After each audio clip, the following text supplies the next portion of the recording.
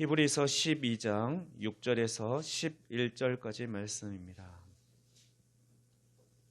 제가 대표로 봉독하겠습니다.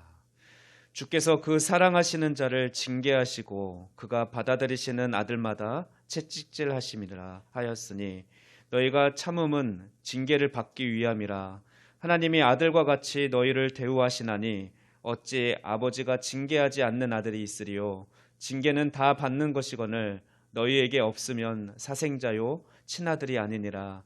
또 우리 육신의 아버지가 우리를 징계하여도 공경하였거늘 하물며 모든 영의 아버지께 더욱 복종하며 살려 하지 않겠느냐. 그들은 잠시 자기의 뜻대로 우리를 징계하였거니와 오직 하나님은 우리의 유익을 위하여 그의 거룩하심에 참여하게 하시니라. 무릇 징계가 당시에는 즐거워 보이지 않고 슬퍼 보이나 후에 그로 말미암아 연단받은 자들의 의와 평강의 열매를 맺느니라. 아멘. 목사님이 나오셔서 고난과 영광이라는 제목으로 말씀 선포하실 때 큰 은혜 받으시기 바랍니다.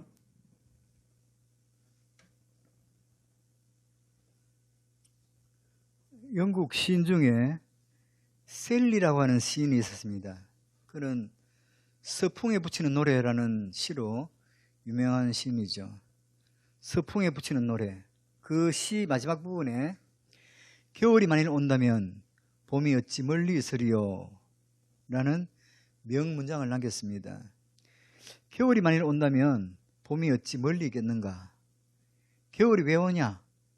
봄이 오기 위해서 겨울이 온다는 거죠. 우리 인생살이에도 겨울이 닥칠 때가 있습니다. 겨울날 모든 땅이 얼어붙고 공기도 얼어붙듯이 우리의 삶에도 질병의 겨울, 불경기의 겨울, 불화의 겨울, 내 인생이 얼어붙고 오그라드는 그런 겨울이 올 때가 있어요.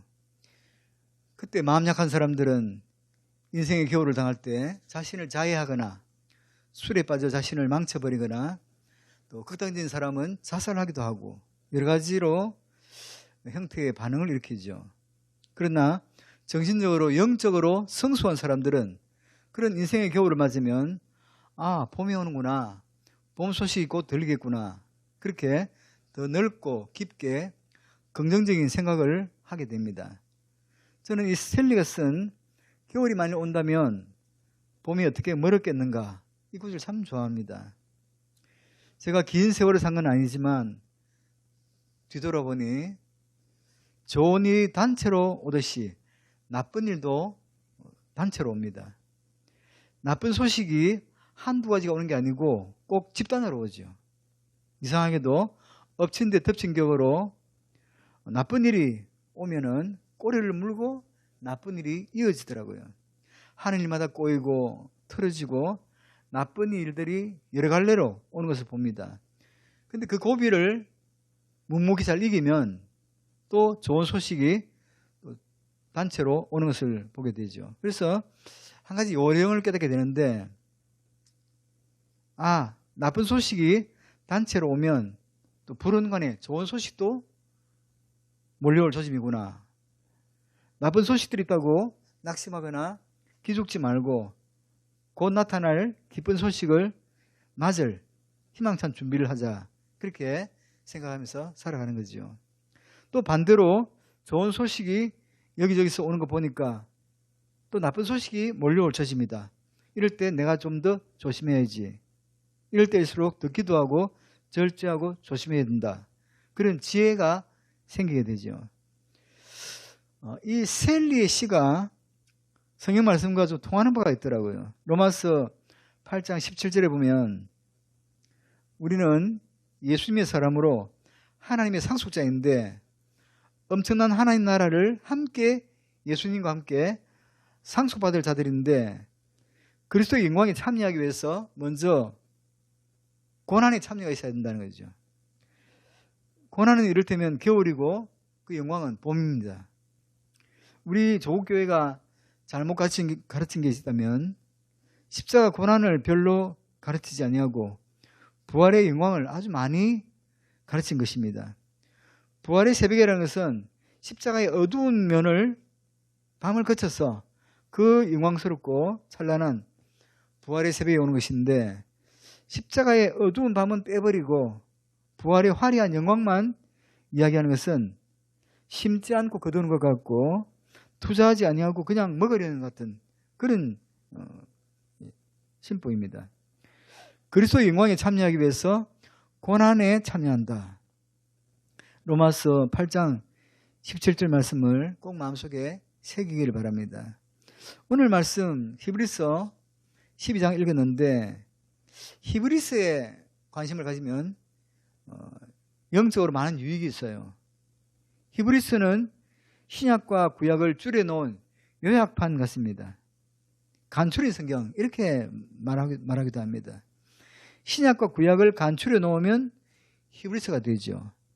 히브리서 속에 신약과 구약이 녹아져 있는데, 성경을 짧은 시간에 한번 읽자면 히브리서를 정독하면 신구약 66권을 읽은 것 같다고 할 수 있습니다. 히브리서의 별명이 있는데 제5복음 이렇게 불리기도 합니다. 사복음까지는 여러분이 잘 아시죠? 마태, 마가, 누가, 요한 사복음서인데, 그런데 히브리서를 제5복음이다 이렇게 말하는 성경학자들이 있습니다. 제4복음은 예수님께서 이 땅에 오셔서 행한 예수님의 행적을 기록한 게 사복음서인데, 제5복음서라 일컫는 히브리서의 특징이 뭐냐? 예수님께서 이 땅에서 성천하셔서 하늘 보좌, 하나님 보좌 우편에 앉아 계시면서 땅 위에 우리 성도들을 돌보시고 때를 따라 인도하시는 예수님의 사역이 바로 제5복음서의 예수님의 사역입니다. 그래서 제5복음은 하늘 보좌, 하나님 보좌 우편에 앉아 계시면서 우리의 인도자 되시고 우리의 대제사장 보호자 되시는 예수님을 묘사하고 있는 것이 제5복음서라 일컬어지는 히브리서인 것이죠. 그래서 히브리서를 깊이 연구해 보면 우리 영혼에 유익한 양식이 엄청 많습니다. 히브리서를 신약과 구약의 간추린 판이라고 말씀드렸습니다. 히브리서는 신약과 구약을 연결해 주는 고리가 되고 신약과 구약의 내용을 압축해 놓은 것입니다. 히브리서의 주제가 있는데 3장 1절에 보면, 그러므로 함께 하늘의 부르심을 받은 거룩한 형제들아, 우리가 믿는 도리의 사도이시며 대제사장이신 예수를 깊이 생각하라. 히브리서의 주제입니다. 예수를 우리가 생각하는데 그냥 이렇게 어멍너멍 생각하지 말고 깊이 좀 생각해봐. 깊이. 소박하지만 우리의 생각을 깊게 해주는 그런 주제죠. 그러므로 이 성경에서 그러므로라는 말은 참 중요합니다. 기독교 신앙을 그러므로의 신앙이다 그렇게 말하죠. 바울 서신을 보면 거의가 구조가 앞에는 기독교의 교리를 쭉 말했고, 교리가 이러니까 그러므로 너는 이렇게 살아. 삶 속에서 실천 이렇게 되어 있어요. 그러니까 교리와 실천. 그거를 연결해주는 고리가 그러므로라는, therefore, 그러므로라는. 앞에서 우리를 위해서 이미 이루어 놓으신 하나님의 구원 섭리, 하나님의 놀라운 역사가 나와 있습니다. 이 땅에 오신 하나님, 예수 그리스도께서 이 땅에 오셔서 고난당하시고 죽으시고 묻히시고 부활하셨으므로 그러므로가 됩니다. 그래서 그러므로 앞에 부활 사건이 있어요. 예수님께서 이 땅에 오셔서 구원의 사실들을 다 이루어 놓았으므로 그러므로 고난당하시고 죽으시고 묻히시고 부활하시고, 그러므로 이 이루어 놓으신 것에 참여하는 우리가 해야 될 일이 뭐냐? 그런데 불교 같은 경우는 그러므로가 안 됩니다. 왜냐하면 스가모니가 와서 오랫동안 설법했는데 그 스가모니가 돌아가실 때 불교에서는 이것을 열반에 들었다 혹은 입적했다. 스가모니가 입적하실 때 잔치집에서 상한 음식을 먹고 식중독으로 돌아가셨어요. 그래서 그러므로가 안 됩니다.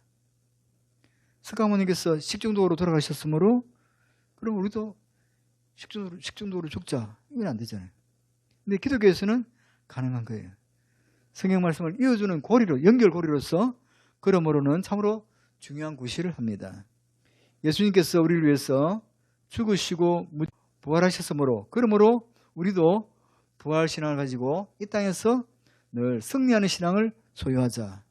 이 땅에 사는 동안에 겨울이 오더라도, 겨울이라는 것은 육신의 겨울, 질병의 겨울, 사업장의 겨울, 자녀로 인한 겨울, 불경기의 겨울, 인간관계가 꼬인 겨울이 올지라도 봄이 가까이 오지 않는가. 우리가 고난의 세월 속에서도 그리스도의 부활의 영광을 바라보고 나가자. 이게 신앙이죠. 그래서 이런 말씀 보면서 우리 모두가 지금 다 어려운 환경에 처해 있지만 여러분 올 한 해 힘내십시다. 소같이 뚜벅뚜벅 나가는 게 있어요. 소. 우리 환경이 아무리 어려워도 이런 영적 상상력을 가지고 하나님의 도우심을 기대하며 힘차게 나아가야 합니다. 자, 3장 1절 다시 보겠습니다. 그러므로 함께 하늘의 부르심을 받은 거룩한 형제들아, 우리가 믿는 도리의 사도이시며 대제사장이신 예수를 깊이 생각하라. 누구를 생각하라고요? 예수를 생각해라. 우리의 대제사장 되시는 예수를 깊이 생각하라. 오늘 우리가 읽은 12장 1절에 보면 이러므로 우리에게 구름같이 둘러싼 허다한 증인들이 있으니 모든 무거운 것과 얼매이기 쉬운 죄를 벗어버리고 인내로서 우리 앞에 당한 경주를 하며 믿음의 주요 또 얻는게 하시는 이인 예수를 바라보자. 누구를 바라보자고요? 예수를 바라보자. 3장에서는 예수를 깊이 생각해라. 12장에서는 예수를 바라보자. 우리 인간은 뭘 바라보는 게 있었거든요. 달리기 할 때도 그냥 달리기 아니고 목표물이 있어요. 축구 선수가 골을 몰고 갈 때 골대가 있어요. 골대. 다 목표가 있는데 우리 인생에 가장 중요한 목표가 뭔가, 바라볼 게 뭔가. 예수를 바라보자. 우리 믿음의 주인이시고 우리를 성숙되게 이끄시는, 온전케 하시는, 이 말은 우리를 행복하게 하시고 우리를 인간답게 만들어주시는 이인. 그래서 그 역할을 어떻게 하신다는 거죠? 히브리서에서는 하나님 보좌 우편에 앉아 계셔서 우리를 성숙되게 하시고 믿음의 주인공으로 만드시고 우리를 인간답게 하시고 행복한 삶을 누리게 하시는 예수님 바라보자. 그러나 예수님 바라보고 살아가는 그 삶에는 순탄한 봄날씨만 있는 게 아니다 이거죠. 6절에 보니까 주께서 그 사랑하시는 자를 징계하시고, 히브리서에는 징계라는 말이 여러 번 나옵니다. 징계라는 말이 처음 나오는 것은 신명기 8장 5절에 보면 그 징계라는 말이 히브리서 똑같이 나와 있어요.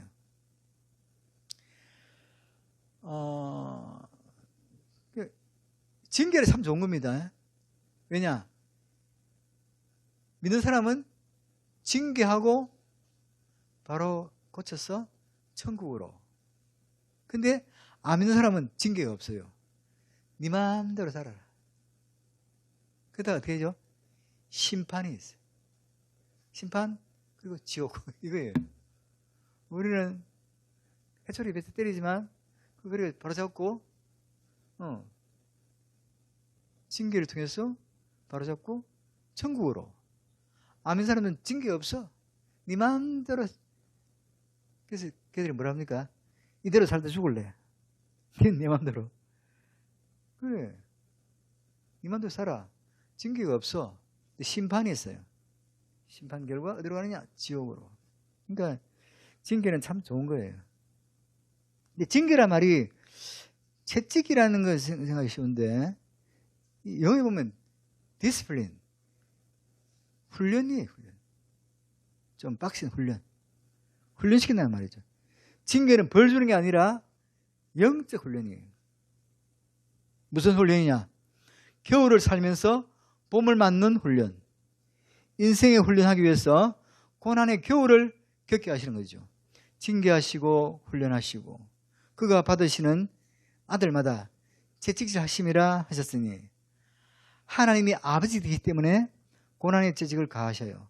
사랑하시기 때문에 그냥 아버지 없는 자식처럼 내버려 두지 아니하시고 사람 되게 하시려고 더 나은 걸 주시려고 그 호된 고통의 훈련을 통해서 그 과정을 밟게 하시는 거죠. 그래서 7절에 보니까 너희가 참음은 징계를 받기 위함이라. 하나님이 아들과 같이 너희를 대우하시나니 어찌 아버지가 징계하지 않는 아들이 있으리요. 하나님이 우리에게 고난의 채찍을 가하실 때 우리가 해야 할 일이 뭔가? 인내해야, 참아야 됩니다. 참고 견뎌야 됩니다. 왜 내 인생은 꼬이고 막히고 이렇게 힘드냐 이런 푸념만 할 게 아니라 그 속에 하나님의 손길, 하나님이 훈련하시는 손길을 발견해야 돼요. 다시 7절 봅시다. 너희가 참음은 징계를 받기 위함이라. 하나님이 아들과 같이 너희를 대우하시나니 어찌 아버지가 징계하지 않는 아들이 있으리요. 어떻게 아버지가 훈련시키지 않는 아들이 있겠는가? 하나님의 사랑이 우리를 고난의 골짜기 혹독한 겨울을 지나게 하신다는 거죠. 그래야 강한 그리스도의 군사로 거듭나겠기 때문입니다. 징계는 훈련은 다 받는 것이오늘 징계가 없으면 훈련이 없으면 사생자요 친아들이 아니니라. 부모가 없는 자녀들은 자유로워요. 허클베리 핀같이 톰 소예의 몸에 놓은 학교를 안 가든 세수를 안 하든 머리를 안 감든 자유롭습니다. 고아는 자유롭습니다. 천지에 걸림이 없어요. 거지 아들 아버지가 마을에서 동양을 하고 그 얻은 음식을 마을 뒤산에서 깡통에 넣고 끓이고 있는데 앞 마을에서 불이 났습니다. 온 동네가 불 꺼내라고 난리 났습니다. 아들이 그 모습을 보고 아버지 거지에게 말합니다. 아버지 우리는 불탈 집이 없어서 좋아요. 그러자 아버지 거지가 다 애비 덕인 줄 알아라. 그랬다는 거예요. 고아나 거지는 자유롭습니다. 불탈 집도 없고 뭘 간직할 것도 없고 신경 쓸 것도 없어요. 자유롭습니다. 훈련은 다 받는 것이지만 고아들은 그런 게 없다. 그런데 우리에게는 왜 고난과 채찍이 있느냐?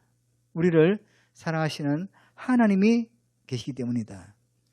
고난의 겨울을 지나 따뜻한 봄을 맞이해야 하기 때문이다. 연단을 받은 후에 영광의 아침이 있다는 거죠. 9절에 또 우리 육신의 아버지가 우리를 징계하여도 공경하였거든 하물며 모든 영의 아버지께 더욱 복종하며 살려 하지 않겠는가. 아버지가 아들 사람 되라고 때리기도 하고 여러 가지 모양으로 훈련할 때 이것을 두고 아버지가 아니다 할 수 있습니까? 정상적인 아들이라면 그런 아버지의 모습을 고마워해야 한다는 거죠. 하물며 모든 영의 아버지께 더욱 복종하며 살려하지 않겠는가. 육신의 아버지가 우리를 훈련시켜도 복종하는데 하물며 두말할 필요도 없다는 것입니다. 두말하면 잔소리다. 육신의 아버지가 우리를 잘되게 하려고 힘든 일을 시켜도 공경할 텐데 하물며 영의 아버지에게 더욱 복종하며 살려하지 않겠는가. 10절 그들은 잠시 자기의 뜻대로 우리를 징계하였거니와 오직 하나님은 우리의 유익을 위하여 그의 거룩하심에 참여하게 하시느니라. 세상 아버지, 육신의 아버지를 말하죠. 육신의 아버지는 우리를 잠시 동안 훈련시키겠지만 하나님은 우리의 유익을 위해서 그의 거룩함에 참여하게 하신다. 무엇을 위해서? 하늘 아버지께서 왜 그렇게 우리에게 힘든 고비를 넘게 하시느냐? 우리의 영적 유익을 위해서, 우리 인생, 우리 삶의 유익을 위해서 그의 거룩하심에 참여케 하시려고 우리를 참 성도로 성장시켜서 하나님의 올바른 백성 되게 하려고. 하나님 아버지가 무슨 다른 이유가 있는 것이 아닙니다. 그 어려운 고난의 골짜기를 지나게 하시는 것은 유익하게 하시려고. 그래서 우리가 고난당할 때 하나님이 우리가 잘 사는 게 눈꼴 싫어서 배가 아파서 그런 게 아니고, 그래서 성경에 보면 하나님 본심이 뭔가를 말해주고 있어요. 너희가 잘 되는 거, 이게 하나님 본심이다. 하나님이 무슨 놀고 싶어가지고 우리가 알콩달콩 잘 사는 게 아주 배가 아파서 이런 게 아니다. 하나님은 우리가 잘 되는 걸 원하는데, 인생의 죄성이 그냥 놔두면 이상한 데로 가요. 그때로 이렇게 길을 교정시켜야 될 필요가 있는 거죠. 그래서 우리가 인생의 힘든 겨울을 지날 때 하나님의 세심한 돌보심의 손길이 거기 숨어 있음을 느끼길 바랍니다. 이걸 믿는 게 참 중요해요. 무릇 징계가 당시에는 즐거워 보이지 않고 슬퍼 보이나 후에 그로 말미암아 연단받은 자들은 의와 평강의 열매를 맺느니라. 훈련이 끝난 뒤에 고난의 채찍이 끝나고 하나님의 시련, 연단이 끝나고 그 난 후에는 의와 평강의 열매를 맺는다. 의와 평강의 열매를 맺기 위해서 하나님께서는 우리에게 그런 겨울의 과정, 힘든 고난의 과정을 겪게 하시는 거죠.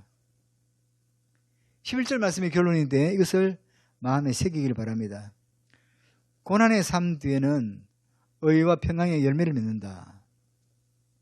옛날 이탈리아에 마찌니라고 하는 유명한 정치가가 있었습니다. 19세기 때 이탈리아가 국력이 쇠약해져서 2등 국가로 내려앉게 됐습니다. 여러분, 이탈리아가 어떤 나라입니까? 옛날 천년의 세월을 전 세계를 쥐고 호령하던 로마 제국아닙니까? 그런데 18세기, 19세기 지나면서 정치가들이 정치를 엉망으로 하는 바람에 삼류 국가로 전락하게 되었어요. 그때 마찌니라는 혁명가가 나타났습니다. 마찌니는 골목골목을 다니면서 젊은이들에게 호소했습니다. 이태리를 사랑하시는 청년 여러분, 조국을 사랑하는 젊은이들이여, 내가 여러분에게 약속할 수 있는 것은 잠 못 자는 밤의 행군과 그리고 피 흘림과 땀과 수고와 아픔입니다. 그리고 위대한 이태리를 약속합니다. 마찌니가 그렇게 골목골목 다니면서 연설을 했습니다. 내가 여러분에게 약속할 수 있는 것은 잠 못 자는 밤의 행군과 굶주림, 땀과 눈물, 시련을 요구합니다. 그 다음에 이태리의 영광을 약속할 수 있습니다. 그렇게 호소했을 때 젊은이들이 구름대같이 몰려왔어요. 그래서 이탈리아를 반석 위에 올려놓을 수 있었습니다. 우리나라도 지난번에 폭격했을 때 해병대원과 민간인 몇이 죽었어요. 근데 그 뒤 고달픈 해병대 지원자가 4배, 5배 늘어났다고 합니다. 그 해병대 훈련이 참 빡신데 죽으면 죽으리라. 그 위험한 데 가서 내 청춘을 바치겠노라고. 이걸 볼 때 아직도 우리나라는 희망이 있구나 싶어요. 옛날 이스라엘과 아랍 사이에 전쟁이 났을 때 당시 미국에는 많은 이스라엘 학생과 아랍 학생들이 유학하고 있었는데 이스라엘 학생들은 싸우기 위해서 전부 조국행 비행기 탔는데 아랍 학생들은 학교도 안 나오고 전부 숨어버렸습니다. 이미 여기서 전쟁은 끝이 난 거예요. 젊은이들이 조국에 대해서 어떻게 생각하고 있는가, 그런 모습 보면 참 희망적인 거지요. 신앙생활이 무엇입니까? 그리스도의 영광에 참여하기 위해서 그리스도의 고난에도 참여하는 것이죠. 겨울이 만일 온다면 봄이 어찌 멀었으리요. 하나님께서 사랑하는 자를 고생시키며 넘어뜨리고 힘들게 훈련시키는 것은 자식이기 때문에 그 사랑의 연단을 받은 후에는 의와 평강의 축복의 멸류관이 있기 때문에 그래서 하는데, 이 말씀이 오늘 우리에게 주시는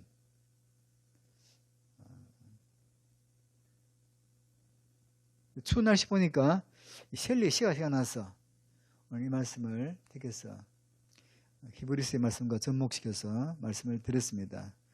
이 말씀을 오늘 우리에게 주시는 말씀으로 받았으면 좋겠어요. 기도하겠습니다. 주님의 은혜와 사랑에 감사를 드립니다. 때를 따라 베푸시는 하나님의 놀라우신 은혜를 감사드립니다. 우리의 대제사장 되시고 우리를 온전케 하시는 예수 그리스도를 생각하게 하시고 바라보게 하여 주옵소서. 세상에 속한 모든 얼매기 쉬운 것과 죄를 벗어버리고 믿음의 주요 또 온전케 하시는 예수를 바라보고 예수님을 깊이 생각하게 해 주시옵소서. 하나님께서 우리를 사랑하시기 때문에 우리를 고생시키시고 연단하시는 과정을 믿음으로 감사함으로 수용할 수 있게 해 주옵소서. 그 모든 힘든 과정을 견딤으로 내일의 영광스러운 미래를 기쁨으로 맞이할 수 있도록 우리를 권고하여 주시옵소서. 하나님께서 우리의 유익을 위하여 참된 영적 양식을 위해서 행하시는 그 모든 과정을 믿음으로 받아 의와 평안과 희락을 맛볼 수 있도록 주님 은혜 내려 주옵소서. 예수님의 이름으로 기도드리옵나이다.